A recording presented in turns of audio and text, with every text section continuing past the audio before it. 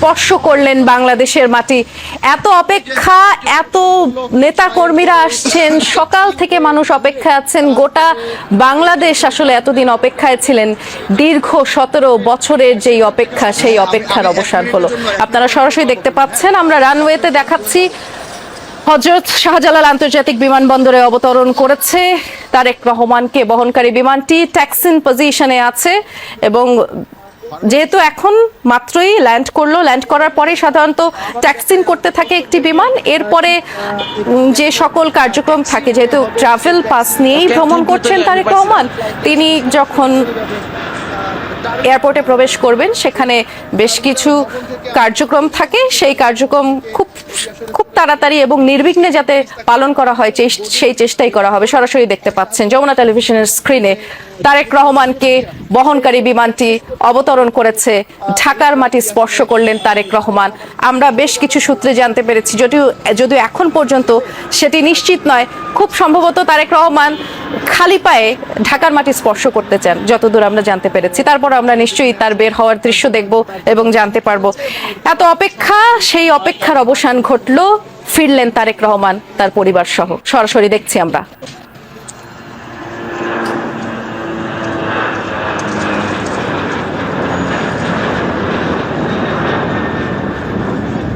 ঘড়িতে সময় যখন 11টা 40 ঠিক তখনই কিন্তু এই বিমানটি অবতরণ করে এবং ঠিক 11টার পরেই সিলেট থেকে এই বিমানটি উড্ডয়ন করে। সেই হিসেবে বলাই চলে 40 35 থেকে 40 মিনিটের মধ্যেই কিন্তু ফ্লাইটটি এসে অবতরণ করলো। সবার চোখ এখন টেলিভিশন স্ক্রিনে। নিশ্চয়ই সবাই যে অপেক্ষায় রয়েছেন, আমরাও এতদিন যে অপেক্ষায় রয়েছি, কারণ রাজনৈতিক অঙ্গনে তারেক রহমান একটি চর্চিত নাম। এবং তারেক রহমান যখন দেশ ছেড়ে যায়, বলতে চাচ্ছি সেই 17 বছর আগের সেই ইতিহাস, 2008 সালের সেই ঘটনা, এবং ফিরে যেতে চাই একটু 2007 সালের সেই মার্চ মাসে, যখন রাজনীতি ছিল এক অস্থির সময় পার করছিল। রাজনীতিবিদ ব্যবসায়ীদের মধ্যে এক ধরনের গ্রেফতার আতঙ্ক ছিল এবং সেই জানুয়ারি মাসের 11 তারিখ ফখরুদ্দিন আহমেদের নেতৃত্বে যে তত্ত্বাবধায়ক সরকার, তখন রাজনীতিবিদ থেকে শুরু করে ব্যবসায়ীদের আটক করে এবং তৎকালীন সময় মানুষের মনে ঘুরপাক খাচ্ছিল তাদের প্রিয় নেতা তারেক রহমান গ্রেফতার হবেন কিনা। বারবারই বলা হয়েছিল বিএনপির পক্ষ থেকে যে বেশ কিছু অভিযোগ, যে অভিযোগগুলো আসলে এক্সিস্ট করে না, সেই অভিযোগেই আসলে তারেক রহমানকে সেই মুহূর্তে আটক করা হয়েছিল। ঢাকার মইনুল রোডের বাড়িতে অবস্থান করছিলেন। অবশেষে 2007 সালের 7 মার্চ তখন তাকে গ্রেফতার করা হয়। 18 মাস কারাগারে থাকার পর 2008 সালের 3 সেপ্টেম্বর মুক্তি পান তারেক রহমান এবং 2008 সালের 3 সেপ্টেম্বর পরিবারের সদস্যদের নিয়ে লন্ডনের উদ্দেশ্যে ঢাকা ছাড়েন। 17 বছর পর আজ 2025 সালের 25 ডিসেম্বর ঘড়িতে যখন 11টা 40 ঠিক তখন তারেক রহমান আবার ফিরে আসলেন, ঢাকার মাটি স্পর্শ করলেন, অবতরণ করলো তাকে বহনকারী বিমানটি। এখন পর্যন্ত সেটি ট্যাক্সিং মোডেই আছে। দেখতে পাচ্ছেন রানওয়েতে, সরাসরি দেখাচ্ছি আমরা বাংলাদেশ বিমানের সেই ফ্লাইটটি। হালকা একটু দেখা যায় একটা বিমান।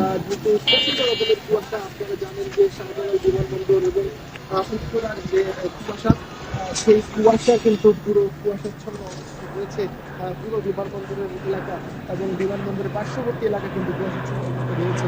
সেই কুয়াশাকে ভিতরে আমাদের ক্যামেরার যে চোখে সেটা আমাদের এই ফ্লাইটগুলোকে দেখানোর চেষ্টা করছি এবং একই সাথে এর আগে আপনারা যেমনটি জানেন, দেশে ফিরতে গতকাল যুক্তরাজ্যের লন্ডনে হিথ্রো বিমানবন্দরে ঠিক বাংলাদেশ সময় রাত 10:15 চেক ইন করেন তারেক রহমান, তিনি এবং তার স্ত্রী এবং কন্যা সহ। এরপরে বিমানবন্দরে তার সাথে তার সফর সঙ্গী হিসেবে আছেন তার বিশেষ সহকারী আব্দুর রহমান সানি এবং জিয়াউর রহমান ফাউন্ডেশন আর ইউরোপের সমন্বয়ক কামাল উদ্দিন। আমরা যতদূর জেনেছি যে দলের প্রেস উইংয়ের সালেহ শিবলি এবং জিয়াউর রহমান কামাল উদ্দিনের পাশাপাশি মোট 6 জন বিজনেস ক্লাসের ফ্লাইটেই আছেন আর 35 জনের মতো ইকোনমি ক্লাসের টিকিট কেটেছেন। আমরা সেই সংক্রান্ত খবর আবারও জানাবো। তবে সহকর্মী আখলাকুস সাফা আমাদের জন্য অপেক্ষা করছেন, বিমানবন্দর এলাকায় আছেন। সাফা, ইতোমধ্যেই নিশ্চয়ই জানেন সেই আকাঙ্ক্ষিত ফ্লাইটটি অবতরণ করেছে ঢাকার মাটিতে। নিরাপত্তা ব্যবস্থা চোখে কেমন পড়ছে, এখন পর্যন্ত বিমানবন্দরের ভেতরে কারা কারা অবস্থান করছেন জানতে পেরেছেন কিনা জানাবেন।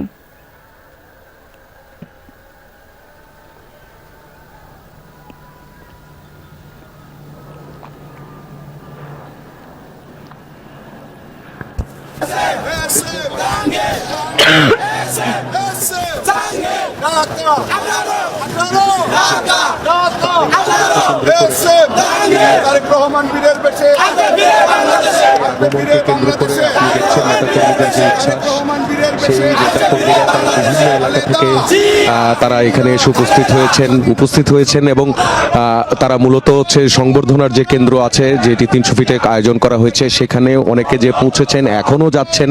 সেই সকাল ভোর থেকে আমরা দেখতে পাচ্ছি, যেটি আসলে গতকাল রাত থেকেই শুরু হয়েছে। বিভিন্ন জেলা থেকে আসা নেতাকর্মীরা তারা এরই মধ্যে এসে এখানে জড়ো হয়েছেন, স্লোগান দিচ্ছেন এবং তার যে রাজনৈতিক আদর্শ, সেই রাজনৈতিক আদর্শে যারা অনুসারী, সেই অনুসারীরা কিন্তু তাদের কিন্তু বাঁধ ভাঙা যে উচ্ছ্বাস, সেই উচ্ছ্বাস কিন্তু এখন আর আটকে রাখার মতো নয়।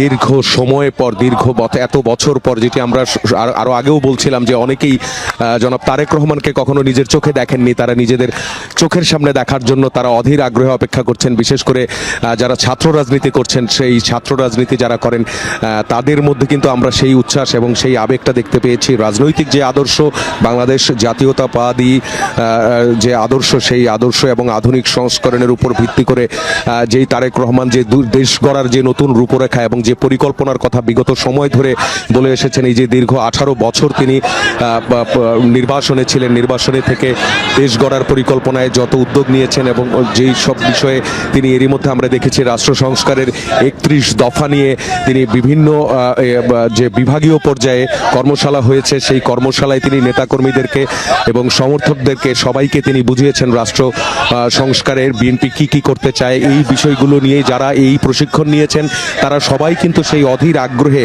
যে অপেক্ষা, সেই অপেক্ষার যে শেষ হতে চলেছে, এরই মধ্যে তারেক রহমান তিনি বাংলাদেশের মাটিতে, ঢাকার মাটিতে তিনি পা রাখতে চলেছেন।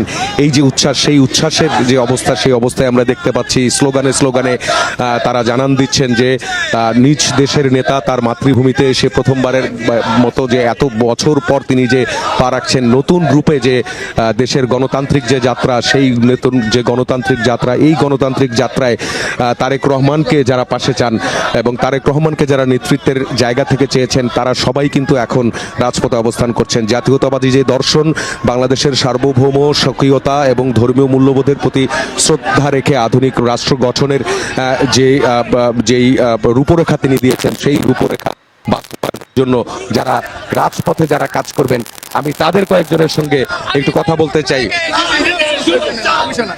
এত বছর পর তিনি তো ফিরলেন, এই কিছুক্ষণ আগে ল্যান্ড করেছেন, কেমন লাগছে? আলহামদুলিল্লাহ, আমরা দীর্ঘ 18 বছর যার প্রতীক্ষায় ছিলাম, বাংলাদেশের 18 কোটি মানুষ যে নেতার প্রতীক্ষায় ছিলেন, উনি আলহামদুলিল্লাহ আল্লাহর কাছে লাখো কোটি শুকরিয়া। উনি কিছুক্ষণ পূর্বে শাহজালাল আন্তর্জাতিক বিমানবন্দরে অবতরণ করেছেন। সারা বাংলাদেশের মানুষ এত বেশি উচ্ছ্বাস, এত বেশি আনন্দ, সেটা আমরা ধরে রাখতে পারছি না। তারেক রহমান দেশে দলের কি পরিবর্তন আসবে, অথবা আপনারা কতটা উজ্জীবিত হচ্ছে? ইনশাল্লাহ আমরা আল্লাহর কাছে লাখ শুকরিয়া। 17 বছর পরে আমাদের নেতা আমাদের মাঝে আসতেছে, এতে আমরা বাংলাদেশের মানুষ উজ্জীবিত হচ্ছে। এই দেশের মানুষের যত দুঃখ কষ্ট, এই 70 বছর স্বৈরাচারের নির্যাতন সহ্য করে আজকে সমস্ত কিছু আমরা আমার মনের থেকে আমরা ভাসিয়ে দিচ্ছি। আজকে আমরা ওনাকে যেইভাবে আপ্যায়ন করেছি, এই বাংলার মানুষ আপ্যায়ন করেছে, শুধু ঢাকা শহরে নয়, পুরো বাংলাদেশে আজকে তারেকের অপেক্ষায় মানুষ অপেক্ষা কিছু।